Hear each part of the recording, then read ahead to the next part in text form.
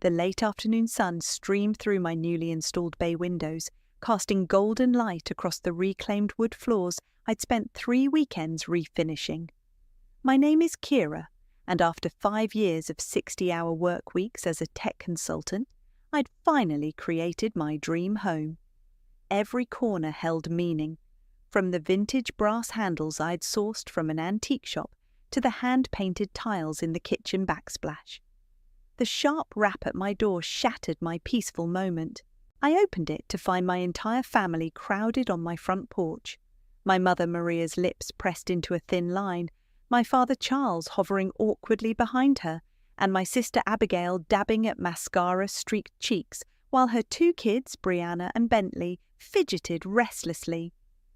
"Well?" My mother pushed past me into the foyer. "Aren't you going to invite us in?" The others followed like a wave breaking through a dam. I hadn't seen them in months, not since the housewarming party, where my mother had commented that my choice of paint colours was a bit ambitious for someone like you. "I'll make tea," I offered automatically, falling into my usual role of peacekeeper. "Don't bother," my mother said, settling herself onto my carefully chosen cream sectional. "This won't take long." Abigail let out a theatrical sob. "Heath left me! He just left! Cleaned out our accounts and everything!" I knew that wasn't true. Heath was many things, but he wasn't a thief. Still, I started to say, "I'm so sorry." "Kira," my mother cut in, "your sister needs your house." I blinked. "What?" "She's homeless," my father added, as if that explained everything. "The kids need stability." "But this is my house," I said, hearing the absurdity of having to state something so obvious. "I just finished renovating." "Oh, the renovations," my mother waved dismissively. "Always with the renovations. Your sister has actual problems, real ones. You can just rent somewhere else. You're single, you don't need all this space." Brianna tugged at my sleeve. "Auntie Kira, Mommy says we're going to live in your pretty house." "Nobody's living in my house," I said firmly, though my hands had started to shake. "I can help Abigail look for apartments." "Don't be selfish," my father interrupted, his voice taking on that disappointed tone I'd heard my entire life. "This is family. Family helps family." "I have helped." The words burst out before I could stop them. "I've always helped. Who paid for Abigail's essential oils business last year? Who covered Mum's cruise when her credit card was maxed out?" "That was different," Abigail sniffled. "Those were just loans. This is about my children." My mother stood up, straightening her designer blouse, the one I knew she couldn't afford. "We knew you might be difficult about this, so we came prepared." My father reached into his jacket and pulled out a folded paper. He laid it on my dining table, the one I'd restored myself over countless weekends. "We've prepared an eviction notice," he said, not quite meeting my eyes. "To make it official, you have 30 days. I picked up the paper with the numb fingers. It was clearly printed from some template they'd found online, full of typos and missing crucial legal information. But the intent behind it, the sheer audacity of what they were trying to do, made my chest tight. "This isn't legal," I managed to say. "You can't evict me from a house I own." "Don't be dramatic," my mother sighed. "We're not evicting you. We're just redistributing family resources to where they're needed most. Abigail has children." "Yeah," Abigail chimed in, suddenly looking less tearful. "And your guest room is bigger than my old master bedroom." I stared at them.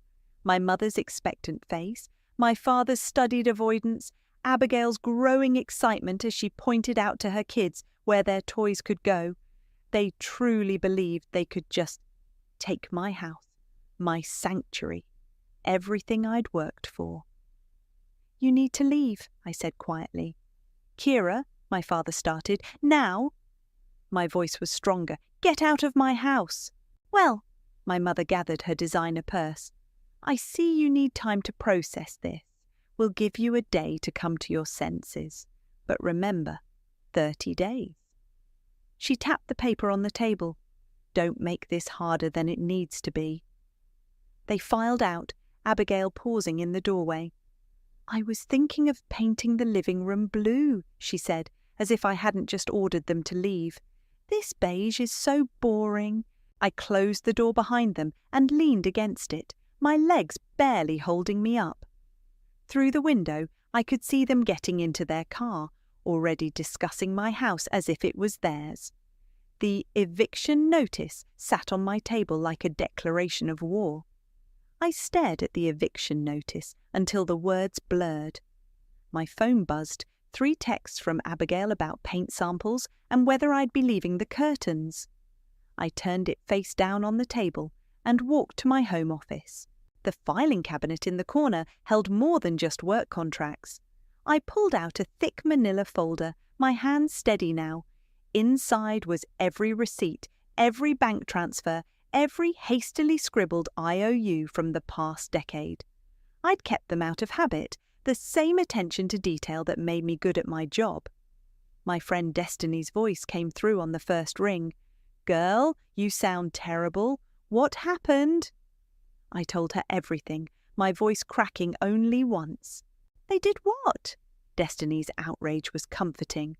"Please tell me you're not actually considering it."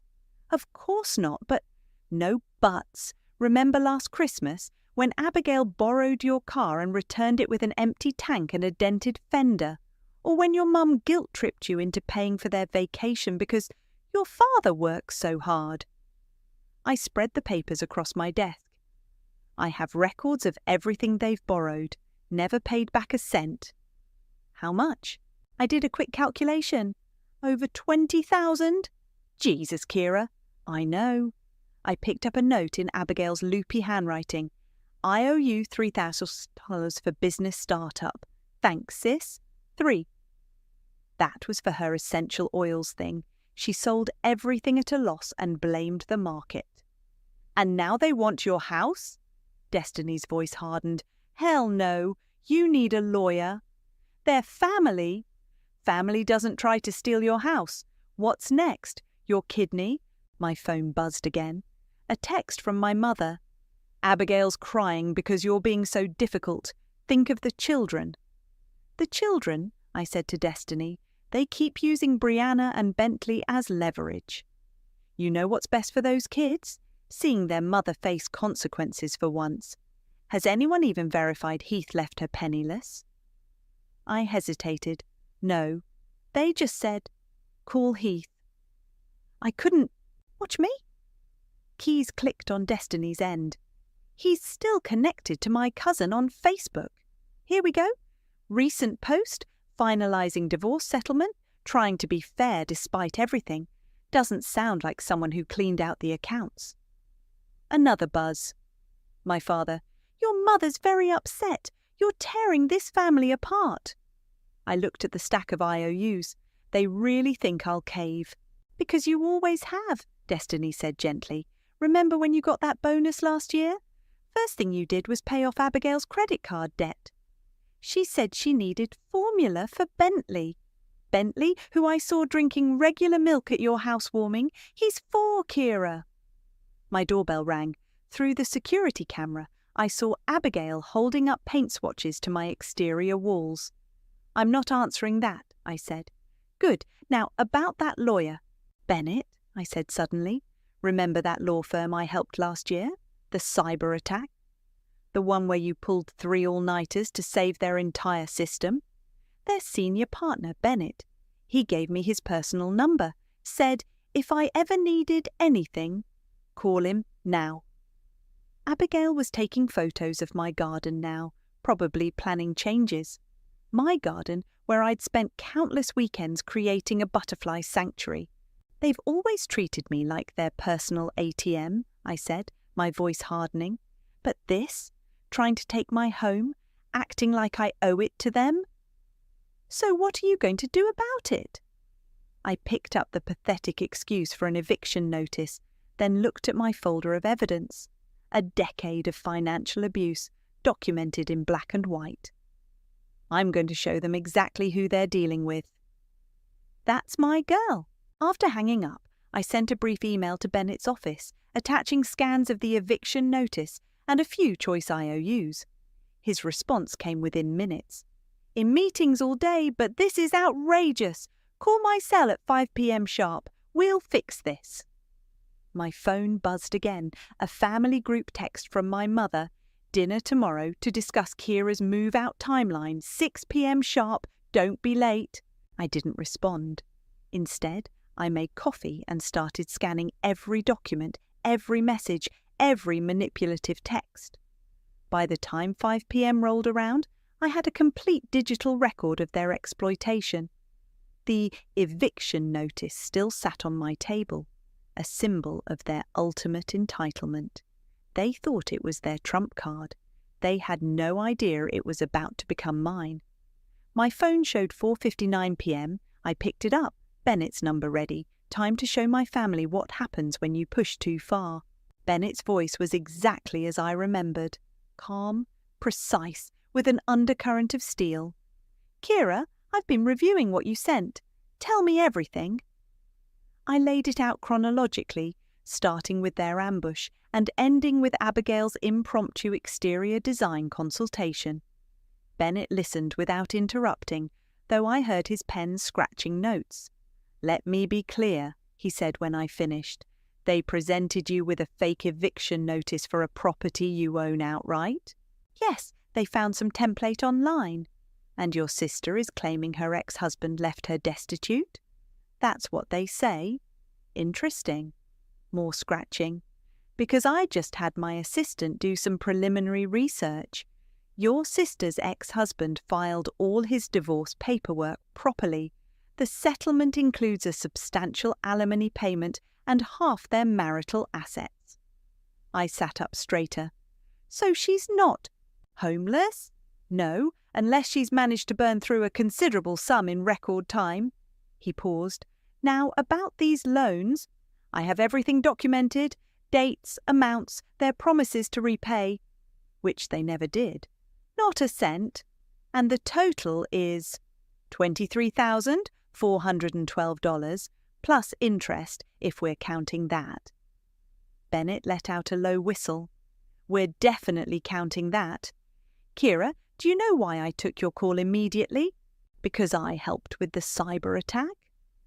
"Partially, but mainly because I remember how you handled that crisis.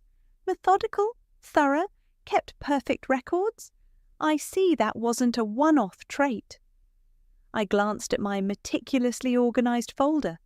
"I just like things documented." "That attention to detail is about to pay off. Here's what we're going to do." For the next 20 minutes, Bennett outlined his strategy. With each point, I felt my spine straightening, my confidence growing. "I'll have the first draft ready tomorrow," he said. "But Kira, I need you to do something important tonight." "What's that?" "Nothing. Nothing. Don't respond to their messages. Don't attend their dinner. Don't engage at all. Can you do that?" My phone buzzed with another text from my mother. "Your silence is very immature." "Yes," I said firmly, "I can do that." "Good, because tomorrow we're going to teach them about consequences." After hanging up, I ordered takeout and watched my phone light up with increasingly demanding messages. "Abigail, I need your paint samples by tomorrow." "Mother, this behaviour is exactly why we worry about your judgment." "Father, your mother can't sleep because of this." Around midnight, my Aunt Kennedy called. I let it go to voicemail. Her message was predictably guilt-laden. "Kira, honey, everyone's so worried. Just come to dinner tomorrow and we can work this out like family." I deleted it. The next morning, Bennett's email arrived exactly at 9 a.m. The attached letter was a masterpiece of legal precision. It addressed my parents and Abigail by their full legal names. It referenced specific laws they'd violated. It detailed every loan with dates and amounts, including calculated interest. The final paragraph was particularly satisfying. Furthermore, my client demands immediate cessation of all harassment and trespassing attempts. Any future unauthorized visits to her property will result in immediate legal action. You have 10 business days to propose a reasonable repayment schedule for the outstanding debt of $23,712 plus applicable interest. Failure to respond will result in formal legal proceedings. I read it 3 times, my smile growing wider each time. "One more thing," Bennett said when I called to approve it. "I had my investigator do some digging. Want to know what your sister spent her divorce settlement on?" "Tell me." "A 2-week spa retreat in Arizona. First-class flights. She got back 3 days before showing up at your door." I thought about her tears, her claims of destitution. "Send the letter." "Already done. Certified mail. Delivery confirmation required. They should receive it." He paused. Right about now, actually. I imagined their faces as they read it. My mother's righteous indignation crumbling, my father's false confidence evaporating, Abigail's paint swatches dropping from her manicured fingers. "Bennett," I said, "thank you." "Don't thank me yet. This is just the beginning. They're not going to take this well." "I know." "Are you ready for that?" I looked around my beautiful home, my sanctuary that I'd built through years of hard work, every inch of it earned, every detail chosen with care. "Yes," I said, "I'm ready." "Good, keep your phone on. The fireworks should start any minute now." As if on cue, my phone started buzzing. The war had begun. The first call came exactly 17 minutes after Bennett's letter would have arrived. My mother. I let it ring. Then my father. Ignored. Abigail. Straight to voicemail. They cycled through like this for an hour before my Aunt Kennedy's number appeared. Unlike the others, Kennedy had always been somewhat reasonable. I picked up. "Kira?" Her voice was hushed, conspiratorial. "I'm at your parents' house. You need to know what's happening." "I can imagine." "No, you really can't." A door closed in the background. "Your mother is absolutely apoplectic. I've never seen her like this. She's been pacing the living room for 30 minutes, waving that letter around like a weapon." Despite everything, I felt a flutter of satisfaction. "What about Dad? He looks like he's seen a ghost. Keeps muttering about his retirement fund." A pause. "Kira, the amount in that letter, is it accurate?" "Down to the last penny. I have records of everything." "Your mother's claiming you made it all up." "Of course she is." I opened my laptop, where I'd organised all the evidence. Would she like to explain the cruise tickets I paid for, or the cheque I wrote for Dad's golf club membership? Kennedy was quiet for a moment. "And Abigail? Just got back from a luxury spa retreat in Arizona. First class all the way." "What?" Kennedy's whisper turned sharp. "But she told everyone Heath left her penniless." "She lied like she always does." Through the phone, I heard a crash followed by my mother's voice. "This is extortion! My own daughter!" "Hold on," Kennedy murmured. More background noise then. "Your mother just threw her favourite vase at the wall, the one you bought her last Christmas." "Fitting. Abigail's here now too. She's—" "Oh my." Kennedy's voice dropped even lower. "She's having what I can only describe as a tantrum, screaming about her children's future. Your mother's encouraging it." "And Dad? Still doing his ghost impression. Oh, wait, he's finally speaking. He's asking your mother how they're going to pay it back. She's not taking that well at all." I heard my mother's distant shriek.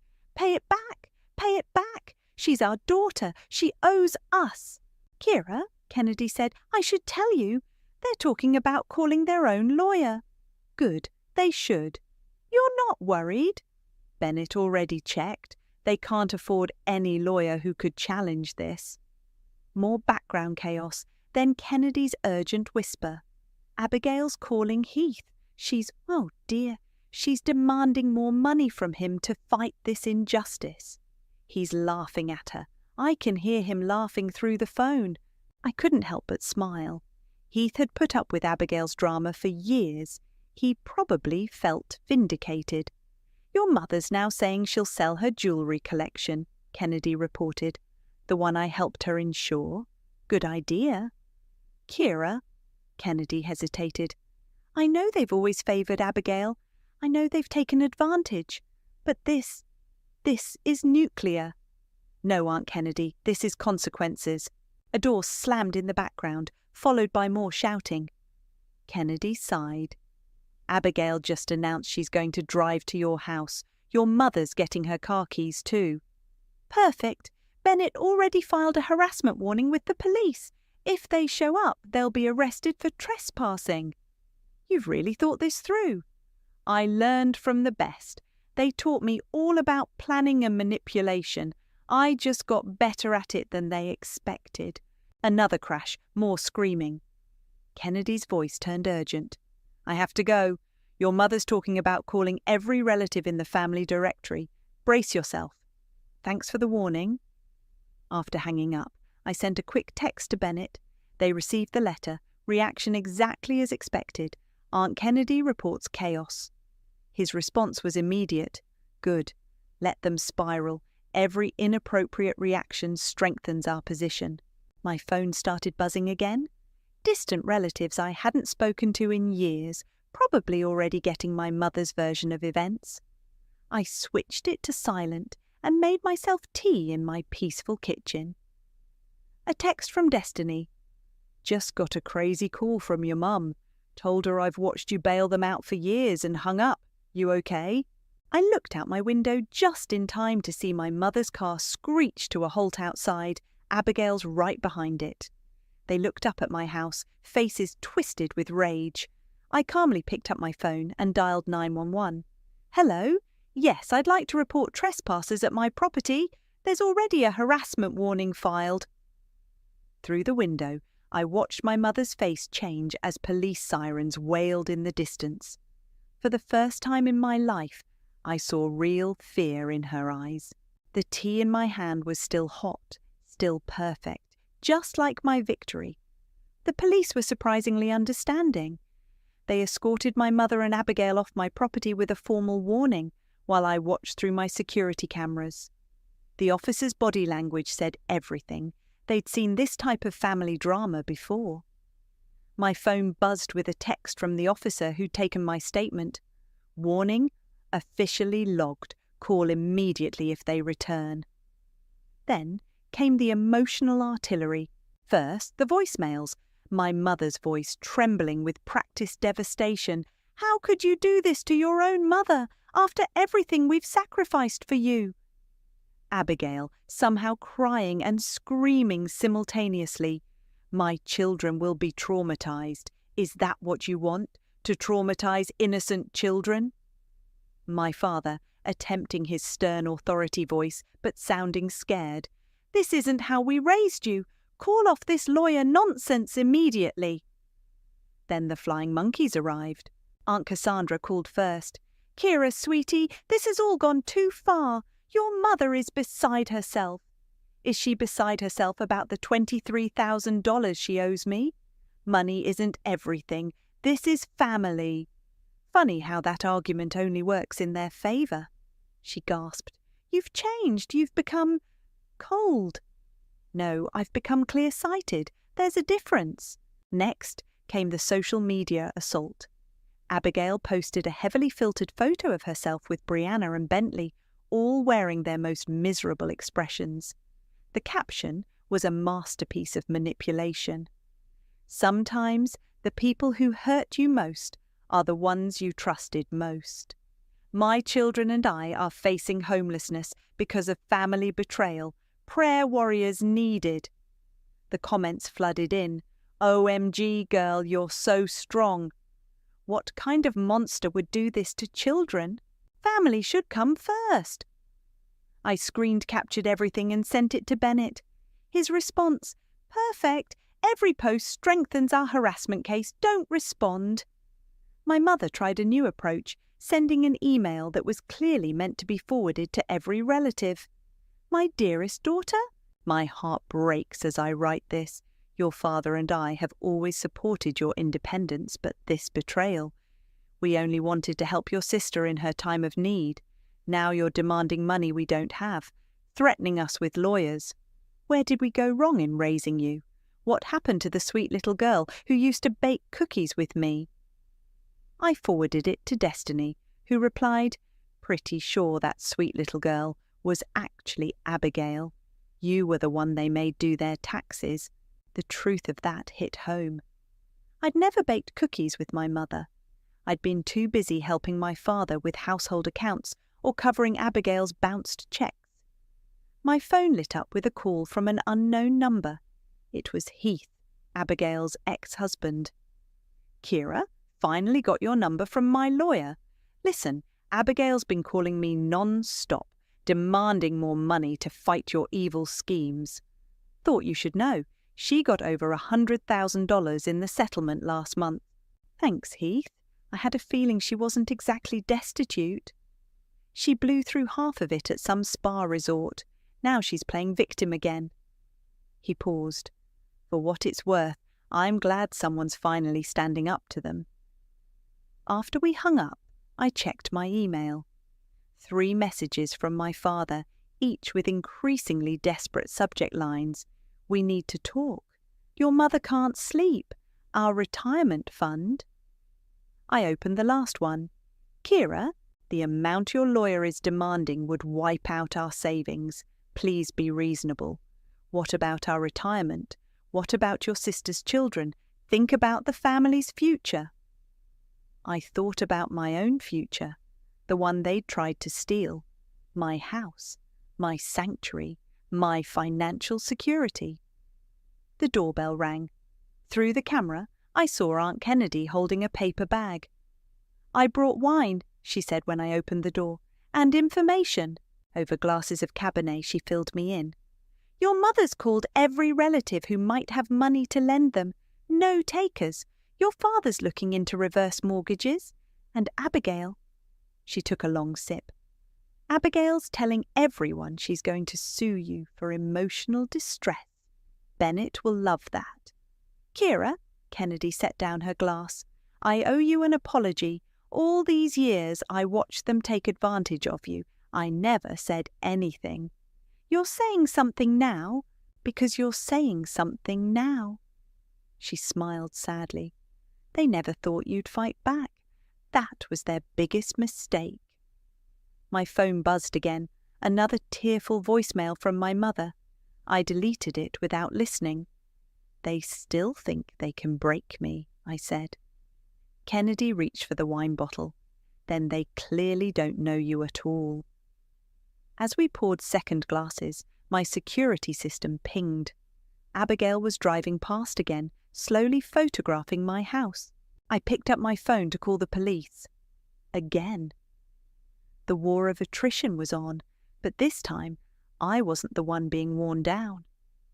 Bennett's call came early Monday morning. "They've hired a lawyer, if you can call him that." "How bad?" "He sent me a rambling email about family obligations and moral duties. Clearly fresh out of law school. Want to hear the best part?" "Tell me." "He's demanding we drop everything in exchange for, quote, a sincere apology and future considerations." I laughed. "Future considerations?" "I've sent back a formal response. They have until Friday to present a reasonable repayment plan or we file suit." My doorbell rang. Through the camera, I saw Abigail standing there with Brianna and Bentley. "Bennett, I have to go. Abigail's here with the kids." "Record everything." I activated my phone's recording app and opened the door. "Kids," Abigail announced dramatically, "say goodbye to Auntie Kira's house. The house she won't share with you, even though you're homeless." Brianna looked confused. "But Mum, aren't we staying at Grandma's?" Abigail's face tightened. "Brianna, what did I tell you about speaking out of turn? Now cry for Auntie Kira. Show her how sad you are." "That's enough." I kept my voice level. "You're trespassing again. The police have already—" "The police!" Abigail shrieked, pulling out her phone. "Perfect! Film this, kids. Show everyone how mean Auntie Kira calls the police on children." I pressed my emergency contact. Officer Rivera answered immediately. Miss Watts, another incident? Using her children as props this time. Units are already nearby. Hold tight. Abigail was live streaming now, tears flowing perfectly. My heartless sister is threatening me with police. My babies are traumatized. Bentley tugged her sleeve. Mum, I need to pee. Not now. Mommy's making content. Sirens wailed in the distance. Abigail's face lit up with perverse excitement. Yes, everyone watch. See how they persecute a single mother. 2 police cars pulled up. Officer Rivera stepped out looking tired. Ms. Abigail, we've discussed this. There's an active harassment warning. I'm just visiting family. With a live stream? He nodded at her phone. This is your final warning. Next time means arrests. But my children are being used as emotional weapons, he finished firmly. Don't make us call child services. That threat landed. Abigail's stream cut off instantly. Come on, kids, your aunt clearly hates you. But Mom, Brianna protested, you said we were just making a video to get money from... Brianna, car, now! After they left, Officer Rivera turned to me. We've documented everything. Your lawyer will want this footage. My phone buzzed. A text from my father. Your mother's in bed with anxiety. Are you happy now? I showed Officer Rivera. Add this to the harassment file. Already on it. By evening, Abigail's failed live stream had morphed into a heavily edited social media post. Police called on innocent children. Swipe to see my baby's tears. Toxic family. Yee, pravies. Destiny called. Girl, your sister's gone full melodrama queen. She's started a GoFundMe. For what? Legal fees to fight family betrayal. She's asking for $50,000. I forwarded this to Bennett, who replied, Perfect, documenting attempted financial fraud. The next morning, my Aunt Cassandra tried a new angle. Your mother's talking about selling her wedding ring, the one your grandmother gave her. Is that what you want? What I want is the money they borrowed. They're family. They didn't think you'd actually expect it back. That's the problem. My security system pinged again. My mother's car, driving past slowly, then my father's, then Abigail's. A parade of guilt and intimidation. Bennett called. Their lawyer just tried to negotiate, offered $5,000 and, you'll love this, suggested you give Abigail the house as compensation for emotional damages. And I reminded him that harassment is a criminal offence. He's now requesting a meeting, all parties present. When? Friday, my office. You ready? I looked at my phone. More texts, more voicemails, more flying monkeys deployed to wear me down. Then I looked around my beautiful home, everything I'd worked for. More than ready? Good, because they're desperate now, and desperate people do desperate things. As if on cue, my mother's voice cut through the evening air. She was standing on the sidewalk with a megaphone. Kira, come out and face your family. Stop hiding behind lawyers. I called Officer Rivera again, watching through my security cameras as my mother continued her performance for the gathering neighbours. Friday couldn't come soon enough. Bennett's conference room felt like a courtroom. My parents and Abigail sat across the massive oak table, their budget lawyer fidgeting with his tie. They'd brought the kids again, a move Bennett had predicted and prepared for. First, Bennett said, the children need to wait outside with my assistant. This isn't appropriate for them. They're part of this, Abigail protested. They're victims. They're props, Bennett corrected, and if you continue using them this way, I'll be obligated to report it. After some theatrical resistance, Brianna and Bentley were led out to the children's area Bennett had set up. Their relief was visible. Now, Bennett began, spreading documents across the table, let's discuss the harassment first. Harassment? My mother's voice hit that familiar high pitch. We're the ones being harassed with these ridiculous demands. Bennett clicked a remote. The wall screen lit up with a compilation. Abigail's live stream, my mother with the megaphone, their cars circling my house, the social media posts, the GoFundMe page. "Mr. Jenkins," Bennett addressed their lawyer, "I assume you've advised your clients about the legal implications of these actions?" The young lawyer tugged his tie again. "We, maintain these were attempts at family reconciliation." "Interesting interpretation." Bennett played the clip of Abigail coaching her children to cry on command. My father shifted uncomfortably. "We were desperate. You're trying to bankrupt us." "No," I said, speaking for the first time. "We're asking you to repay what you borrowed." "Borrowed?" My mother laughed sharply. "Family helps family. We never thought you'd be so petty as to keep track." "Actually," Bennett pressed another button. Images filled the screen. Bank transfers, IOUs, emails promising repayment. "Your daughter," Bennett continued, "has documented everything, every loan, every promise, every excuse." Their lawyer leaned forward, finally looking worried. "Perhaps we could discuss a reasonable settlement." "The time for negotiation was before the harassment campaign," Bennett cut in. "Now, here are your options."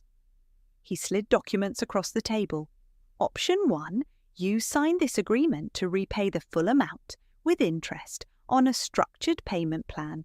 You also sign this restraining order, agreeing to cease all contact unless initiated by Kira." "Or," my father asked weakly, "or we go to court, where I'll present everything, the loans, the harassment, the attempted emotional exploitation of minors, the fraudulent GoFundMe, the false claims about Mr. Heath's settlement. Shall I continue?" Abigail burst into tears, real ones this time. "This isn't fair. I'm your sister." "Was I your sister when you tried to steal my house?" "We weren't stealing," my mother protested. "We were redistributing." "Maria," their lawyer interrupted, looking pained, "please stop talking." Bennett pushed the agreements closer. "You have 10 minutes to decide. Court will be public record, by the way. Every loan, every lie, every manipulation, all available for everyone to see." My father reached for the papers. My mother slapped his hand away. "Charles, don't you dare. She's bluffing. She wouldn't really." "I have nothing to lose," I said quietly. "Do you?" The room fell silent. 10 minutes stretched like taffy. Finally, their lawyer whispered something to them. My father picked up a pen with trembling fingers. "This will ruin us," my mother said, her voice breaking. "Like trying to steal my house would have ruined me." One by one they signed. My mother last, her signature angry and sharp. "Excellent," Bennett said. "Now, about the restraining order." "You're no longer my daughter," my mother spat, signing that document too. "I hope you're happy in your precious house, all alone." "I'd rather be alone than exploited." Abigail stood up, mascara running. "My children will never forgive you."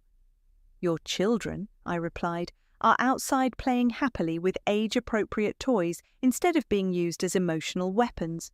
Maybe think about that." They filed out, defeated and bitter. Through the conference room window, I watched Brianna and Bentley reluctantly leave their games to join their mother. Their genuine smiles faded on cue. "Well," Bennett said, gathering the signed documents, "that went exactly as expected. Will they actually pay? They don't have a choice. The payments will be automatically deducted. If they default, we can place liens on their assets." He paused. "Are you okay?" I watched my family disappear into the elevator, my mother's rigid back, my father's slumped shoulders, Abigail's dramatic sniffles. I searched for the word. "Free?" "Freedom," Bennett said, "often comes at a price." "They set the price?" I replied. "I just finally sent them the bill." Outside, the summer sun was bright and clean. I walked to my car alone, but for the first time in my life, alone felt like a choice rather than a punishment. The first automatic payment hit my account on schedule. The second too. By the third, my mother had cancelled her country club membership, and my father had taken a part-time job at a hardware store. Destiny brought wine to celebrate. Have you seen Abigail's latest posts? I'm blocked. She's selling her designer bags, claims she's embracing minimalism. Destiny scrolled through her phone. Oh, and she's working at that boutique in the mall, the one she used to say was beneath her. My doorbell rang. Through the camera, I saw Aunt Kennedy with a small package. "These arrived at my house," she said, handing me a bundle of letters. "They're trying to get around the restraining order." I recognized my mother's handwriting, my father's, Abigail's. "Have you read them?" "Didn't need to. Maria called to make sure I knew what they said. More guilt, more accusations. She's telling everyone you've destroyed the family." "And what do you tell her?" "That she destroyed it herself long before you fought back." My phone buzzed, a text from Officer Rivera. "Thought you should know, your sister's been warned about driving past your house again." "They're still trying," I told Kennedy. "Of course they are. But look at you, renovating your garden, starting that coding program for girls, living your life. That's what really drives them crazy." "The payments are killing them," I said. "Dad asked his sister Cassandra for a loan. She refused." Good. Let them learn about consequences." A car slowed outside, Abigail again, right on schedule. But this time, Brianna was in the passenger seat, and she waved at me before her mother yanked her arm down. "The kids miss you," Kennedy said softly. "I miss them too, but they're better off without the drama." My security system pinged, a notification from the front door camera. Someone had left flowers, simple wildflowers, no card. "Wasn't me," Kennedy said, but she was smiling. That evening, I taught my coding class. 20 girls eager to learn, no hidden agendas or emotional manipulation. One of them, Sophie, reminded me of myself at that age. Quiet, detail-oriented, determined. "My mum says girls aren't good at computers," she told me after class. "My mum used to say similar things," I replied. "Want to know a secret? Mums aren't always right." At home, I found another email from Bennett. "Your father called my office, asked if we could reduce the payments. I reminded him about the court alternative. He hung up." I clicked through my security cameras out of habit. No family members circling today. The street was quiet, my garden peaceful in the evening light. The butterfly bushes I'd planted were finally blooming. My phone lit up. A text from Heath. "Heads up, Abigail's telling everyone she's writing a book about toxic family betrayal. Thought you'd want to know." I forwarded it to Bennett, who replied instantly, "Let her try. Discovery would be fascinating." The doorbell rang again. This time it was Destiny with takeout. "Thought you might want company. Kennedy's coming too." We sat in my kitchen in my house that nobody could take from me, and Destiny raised her glass. "To consequences." "To boundaries," Kennedy added. "To peace," I said. Later, after they'd left, I found a small package on my porch. Inside was a familiar teacup, one I'd admired in Kennedy's house years ago. The note read, "For new memories, some family we're born with, some we choose. Love, Kennedy."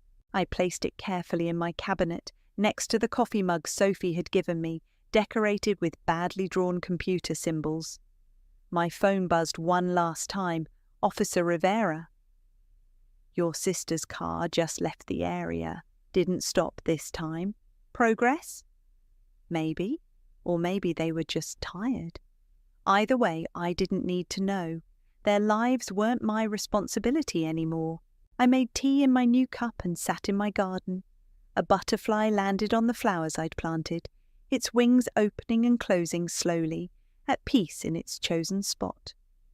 Inside, my house was quiet.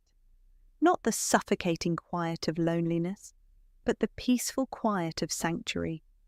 Every room held traces of my new life, student projects from my coding class, plants from destiny, Kennedy's little gifts, photos of genuine smiles and real friendships. The automatic porch light clicked on, illuminating a small section of garden. In its glow, more butterflies gathered, drawn to the flowers I'd chosen, the space I'd created. My phone stayed silent. No drama, no demands, no guilt, just peace. And in the end, that was the sweetest revenge of all.